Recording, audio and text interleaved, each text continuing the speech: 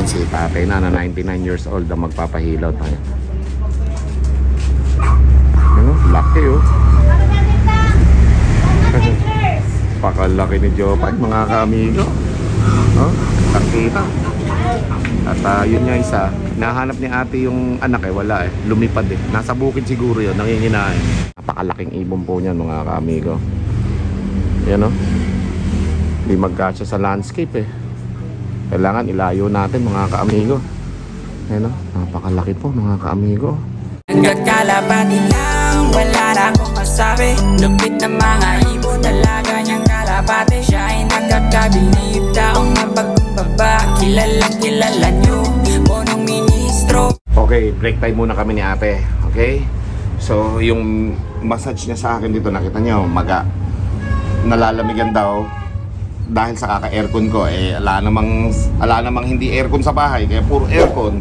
So, nangyayari, si Jopay, tutukain ako Jopay, joke lang yun. May itlog po kasi si Jopay, mga kaamigo. Medyo masungit. Pero bantay siya dito Dahil itlog niya, mga kaamigo, sinlaki ng itlog ng bibe. Malalaki din pala itlog, mga kaamigo. Laki. Okay, habang minamasahe ako ni ate at hinihilot ako dito, binigyan niya siya ng pagkaan dyan. So ngayon, ang naisuggest ko nga kay ate kanina ay ihiwalay na siya yan. Okay, nung nakaraan kasi binibenta sa akin to ni ate, hindi ko lang binili kasi. At pagkatapos, yun ang sumisira na itlog kasi malaki na siya yun. Nako-confuse si yan dahil may mga itlog dyan.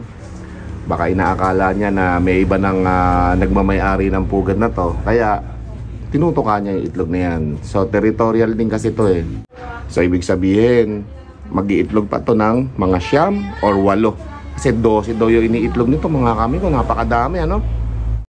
Ayan dumating na. Dumating na yung maghihilot. Ito, kumain ka na. Ayan na po mga kami ko. Bless ka na. Bless na. Bless na. Ayaw. Bless na. Ayan alam na alam Ayun na, nag-bless na Galing. Ayan, mag-ituloy na naman kami sa aming hilutan. Konti na lang ito. At marami pa si tatay dapat mauna. Senior citizen, 98 years old. Let's go. Okay, so nasabi ko kay ate na maghanap siya ng gagawa ng kisame na to. At palagyan natin ng kisame. Iiwanan ko kay ate yung ating telephone number para kapag nakakita si ate na maggagawa, lalagyan natin to ng kisame para medyo malamig dito sa pwesto ni ate. May electric pa na, nakakisame pa. Yung makapal na plywood ang ilagay natin dito para medyo nakakasalo ng init. Lalo na dun sa mga nagpupunta dito ng mga senior citizen na uupo dito. Ayan tulad ni tatay. Ayun, yung naka-red na yun. Yun 99 years old na pala si tatay. So magpapamasahe din dito at magpapahilot. So pag-atapos nito, naabutan lang Kung hindi naabutan ni Lolo, siya napasingitin ko dito So dahil dyan, ayun nga, nagkaroon ng swerte si Nana. Ayun may itlog May itlog na si Jopay. Kaso yung dalawa, hindi pa bumabalik dito, nasa puno. So maya-maya, tingnan natin pagkatapos na ito ng aking hilot, ay titingnan natin yung dalawa kung makikita pa natin. So sabi kasi daw ni ate, lumibot muna Kasi binubutas ni Jopay, binubutas ni Yan yung itlog dito. So 3 itlog, naging isa na lang, 2 yung nasira. So habang naghihilot si ate dyan, hindi ko na ipapakita masyado, pero punta na lang kayo dito sa Lapas Tarlac. Many minutes later. Okay, so this time tapos na tayong hilutin ni ate. At yun nga, nagbigay na ako ng information sa kanya para makontak niya ako. At pagkatapos, pag nakakita na siya ng pwedeng gumawa dito, saglit lang gawin yun Ilalagay lang na ganyan dun sa bubong na sa ilalim para malamig lang. Okay? Para komportable si ate naghihilot dito. At saka yung mga nagpupunta dito, okay naman dito. Yung itlog na yan, sabi ko kay ate, padamihin niya. Tapos, hintayin natin na dumami at saka lumimlim. Then, titingnan natin kung hanggang sa mapipisa. Kung kasing idaran din ng paglimlim ng kalapate, ng manok. At kung iba pa, na 20 to 21 days mapipisa yung itlog. Okay? So, wala dito ngayon yung bata na anak nito. Yung siyan yan kasi lumipad na dito daw. Batcher parang kalapate mga kaamigo. Bumabalik din dito pagkatapos. So yung lalaki nakita ko kanina dito, tingnan natin. Okay. So nandito yung asawa ni Jopay na hindi ko nalalapitan. Lagi lang siya nakabantay dyan mga kaamigo. Nung nakaraang punta natin, nandyan din siya. So ngayon nandyan din. So yung yan lang na anak na ibinibigay sa akin natin na hindi ko tinanggap, binibigay na naman yan sa akin, kaso lang wala nga dito yung yan. Okay, yung anak. So yun yung nagbabasag ng itlog kasi mga ka-amigo eh. So nandyan lang siya, yan oh. Huh? Nakabantay lang siya sa puno oh. Okay, so gusto ko sanang maabutan dito na bumaba yung anak, kung talagang nabatcher na rin yung anak dito kung babalik. Habang naghihilot si ate dyan oh, mga ka-amigo. Yan oh, nakabantay yung si Jopay dyan. Oh, yan oh. Yung itlog, sayang itlog, nabasag lang ni yan eh. Pero tingnan natin, ayan oh, habang may lumilipad ng kalapati dyan, kung babalik na dito si yan o baka nakadapo lang dyan, di lang natin natatanang. Baka nandyan lang sa mga puno-puno na yan mga ka-amigo eh. Okay, so tingnan natin kung babalik dito. Okay, so pumasyal tayo dito sa bebandang dulo para makita natin yung iba pang ibon ni ate ano. Pero for the meanwhile ay isa lang po talaga yung nakikita ko dito sa puno na nakadapo ano. So wala yung yan, ayan. Dito pala maganda yung view eh. Ayan oh. Nakatingin siya dyan. At kamukha din naman ito ni Jopay eh. Kaso lang talagang ayaw niyang bumaba lagi ano. So nakabantay lang siya dyan, pero yung Jopay nandun lang sa pugad. Lagi yun. O, pangalawang beses ko nang pumunta, pero still nandyan lang siya sa puno na yan. At yan nga ay mga batcher dito mga ka-amigo. So hindi natin naabutan si yan. May kasalanan kasi kaya ayaw umuwi. Binabasag niya pala itlog ng nanay niya, kaya ayaw pa umuwi hanggang ngayon. Wala pa mga ka-amigo. Okay, so inaabang-abangan ko nga dito para in case pakita natin mismo na lumilipad dito, pababa dito sa bahay na to. Yan, para makita natin talagang batcher talaga rito mga ka-amigo. Sabi ni ate, lumipad daw at umiikot-ikot daw yun. Tapos pagkatapos maya-maya ay bumabalik din. So yan, maraming dumadating dito pa, mga senior citizen. Natapatan natin kanina na talagang wala pa at kakauwi lang daw ng mga tao dito. So ngayon nagdadatingan na unti-unti mga ka-amigo. Araw-araw yan, napakaraming hinihilot ni ate dito ng mga kababayan natin. Okay, so for the meanwhile, abang-abang lang tayo kay yan. At si Richard lang ay nakikita natin dito sa puno ng mangga. Let's go. A few minutes later. Eto, for the first time mga ka-amigo, bumaba si Richard mga ka-amigo. Ayun, napakalaki po mga ka-amigo. Grabe ang laki ni Richard. Ayan. Sana dumating din yung yung anak niya para makita natin, no? Ito si Richard, hindi ko pa ito nakikita ng personal na mababa dito. Nandito lang sa pugad. Pero ayan, bumaba po mga ka-amigo. Tinatawag ata ni ate, bumaba eh.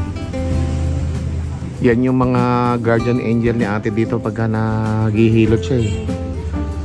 Ayan o, napakalaki po mga ka-amigo. Ayan o. Ayan yung asawa niya, nagbabantay dito sa pugad o. Si Jopay, 23 years old. Okay? Ayan na. Pinapakain kasi ni ate kaya nila tinatawag. So ang daming pagkain dyan kanina eh. Para makakain na rin itong si Richard, no? Ayan o. Laki, batcher yan mga ka-amigo. Kita nyo naman, 23 years old na sila. August daw yan. So katatapos na ng birthday nila. Kaya ayan mga ka-amigo, bumaba dito. So habang nagagamot yan si ate, yan mga ka-amigo. Okay, so marami pa dito. Ayan o. Mga nagpapahilot kay ate. At kilala na si ate dito sa La Purisima. Okay, Kapas Tarlac. O tapos ayan yung asawa mga ka-amigo. Nakatingin lang eh, mailap si si Richard mga ka-amigo. Hindi siya katulad ni Jopay na nandito lang sa mga tao, nakikita tapos nakakausap. Itong si Richard mga ka-amigo, dyan lang siya sa puno. Tuwing darating ako dito, pangalawang beses ko nang dumating dito, at ngayon nandyan lang siya sa bubong, ayaw niya bumaba dito. So it means tinawag siya ni ate para pakainin kasi daming pagkain dito mga ka-amigo, pero ayaw niyang bumaba kasi mukhang hindi siya sanay sa maraming tao. Pero at least 23 years old, 23 years na rin nagmamasahe dito si ate simula nang dumating yung mga ibon na to. Still nandito pa rin at marami na rin naging itlog at anak ito, mga ito. Okay, si Yan naman gusto ni ate na sa akin ay pagkatiwala. Pero sabi ko sa kanya, i-text na lang niya kapag ready na. Pati yung ito nga, yung ating lalagyan ng kisame. Pakikisame natin para hindi mainit. Kasi nung nandito ako nung nakaraan mga kaamigo, mainit po kasi yung ilalim na to, yung singaw. Napakainit po. Kung walang electric pan talagang kahit yung mga nagpapahilot, nagpapagamot, maiinitan din. So hindi kaya ng electric pan yung init. Kaya ayan mga kaamigo, regalo ko kay ate. Pinapahanap ko siya ng maglalagay ng kisame dyan para pag nakahanap na siya, te-text niya ako. Tapos bibili na tayo ng kisame na panglagay dito. Okay? Samantala, ito naman mga kaamigo, yung ibon na napakalaki po na to mga kaamigo ay ayaw bumaba. Medyo may kailapan talaga si Richard, no mga kaamigo. Pero at least, nakita natin siya ng malapitan. Napakalaking ibon po niyan mga kaamigo. Yan no? Hindi magkasya sa landscape eh. Kailangan ilayo natin mga kaamigo. Ayan o, napakalaki po mga kaamigo. Nakatayo eh. Gusto ko makita si si Yan na bumalik dito. At makita natin na talagang batchat dito to sa lugar na to, yung mga ibon na malalaki na yan. Okay? So habang nagagamot dyan si ate, monitor natin ng kaunti pang oras upang makita natin si Yan kung talagang nandito pa si Yan sa paligid lang, no? O baka nanginginain sa bukid dito mga kaamigo, kaya wala pa dito. Pero nandito daw kasi sira lang ng itlog eh. Pinaalis lang muna ni ate kasi nga para makalipad-lipad. Pero hanggang ngayon mga kaamigo, wala pa rin si Yan. Okay? So baka ako nandyan lang sa mga puno-puno dyan, nakahapon lang nagpapahinga. So abangan po natin kung bababa sila. Let's go. Ayan si tatay na 99 years old ang magpapahilot. Ayan. Laki oh. Pakalaki ni Jopay mga kaamigo. Oh, kita. At yun nga isa, nahanap ni ate yung anak eh, wala eh, lumipad eh. Nasa bukid siguro yun, nanginginain. So, abangan natin. Pag bumaba siya, makikita na natin dito yan na kasama ni Jopay, ano. Bago doon lumipad kanina sa puno yan, napakain na pala. Kaya pala ayaw nang bumaba. Okay, so siguro sa susunod, mas agahan pa natin para makita natin na talagang nandito sila sa pugad nila bago siya kumain. Hindi siya muna lilipad, maabutan natin dito yan, pati yung anak nila. Okay? So abangan po ninyo yan sa muli natin pagbabalik, kasi magbabalik tayo dito para tulungan natin si ate dito sa kanyang kisame, paggawa natin ng kisame ito. Okay? So regalo ko sa kanya yan kasi syempre tumutulong siya sa mga tao eh. At yung mga tao naman dito nagpupunta, hindi naman niya sinisingil eh. Kusang loob lang na bigay ng mga tao yung mga iniiwan dito. Okay? O yan mga kaamigo. Matagal na kayong nagpupunta-punta dito. Alam nyo kung saan yung nandito yung bahay dati, ano? Dito yung dating bahay, dito. May kulungan dito dati. So napakarami talaga nun dito, ano? So hindi lang pala yun yung alaga ni ate. So napakarami pala ditong ibon dati ni ate. Magaling daw talaga kasi mag-alaga ng ibon si ate, kaya hindi maalis yung mga ibon dito. At marami na rin naging anak yung mga ibon na yan. Okay, yung iba naibenta, yung iba nahingi. Guardian angel ni ate dito yung mga ibon na yan. Tingnan nyo hanggang nagmamasahe mga kaamigo. Nandiyan lang siya sa tabi niyan. Tapos yung isa nandula sa may bubong, nasa puno. Yung anak ang gusto ko makita kung bakit siya talaga dito na kusang bumababa dito na parang kalapate mga kaamigo. Inaantay ko eh, wala pa eh. So sana bumalik at nang makita natin na lumilipad na papunta rito pababa, no? A few minutes later. Abot ako dito sa may puno na to mga kaamigo, kakahanap po doon sa anak nila Jopay at Richard, ano. Pero bumaba na nga yung ibon. Hindi masyadong tanaw dito kasi against the light po tayo, sobrang sa dulo po ng daliri ko na yan mga kaamigo, yung si Richard nasa bubong, hindi ba bumababa. Ang hinahanap namin dito yung yung bata. Baka ako nakadapulan dyan sa mga puno-puno na yan, dyan, mga kaamigo. Tapos dito tinitingnan din namin. Tapos dito yan. Baka ako na pwedeng pagdapuan kasi ito na mga ibon pahingahan eh. Ganda sana. Yan parang gusto na lumipad ni Richard. Tingnan nyo mga kaamigo. Ayan mga kaamigo, diba? Napakalaking ibon yan mga kaamigo. May mas malalaki pa daw dati dyan mga kaamigo, sabi sa akin ng mga matatandang nagpupunta dito. Napakadami daw ganyan dati dito mga kaamigo. Marami na nga lang bumili, maraming humingi, kaya na konti na lang natira. Ayan mga kaamigo. Pero dahil nga dyan hindi natin makita si Yan ay si Jopay at Richard na lang ang naabutan natin. At yung bago nilang sisimulang mga itlog na ito na sana ay dumami, ano. Ayan. Nakaharap dito eh. Nakikita niya nakakulay pula kasi ako ng long sleeve, kaya yung tingin niya nandito sa atin mga kaamigo. Para lang naka-estatwa dyan mga kaamigo. Palingon-lingon lang diba? Gusto ko sana siya na bumaba dyan sa may kotse na yan sa pinaghihilutan ni ate.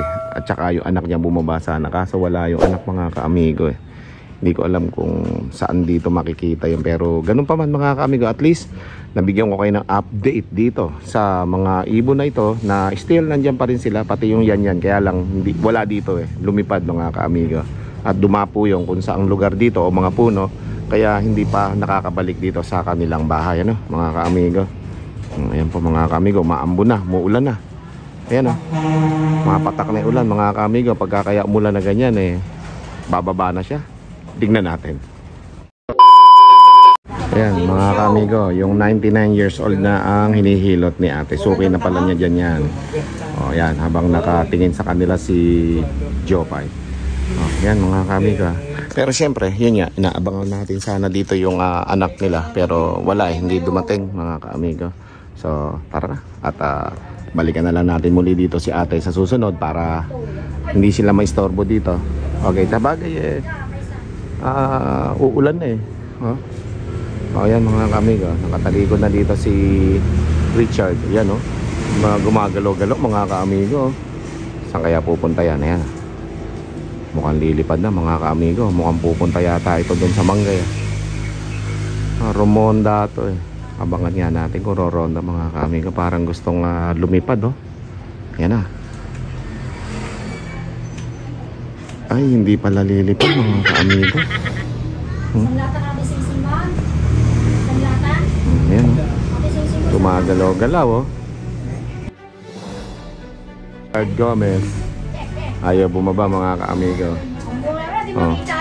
Ayan nakataas lang na ganyan. Samantalang si Jopay mga kaamigo, ayan yan lang siya. Bukas mangingitlog yan. Okay? Ayan, nakatingin sa atin si Jopay mga kaamigo.